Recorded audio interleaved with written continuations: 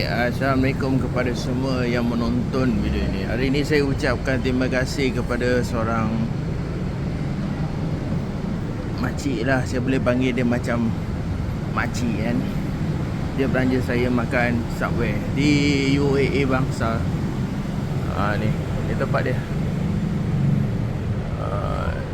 Di Bangsar ni. Di kawasan Bangsar ni. Tempat rumah lama saya. Dia belanja saya apa? Wow, meatball. Meatball. Dia belanja saya 2 Kia foot long lah. Ni pun meatball juga ni. Saya ucapkan terima kasih dengan air dia sekali. Air ni air Fanta.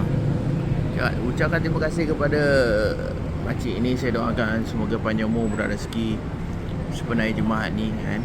Semoga Allah dia yang menilai diri anda. Terima kasih. Assalamualaikum.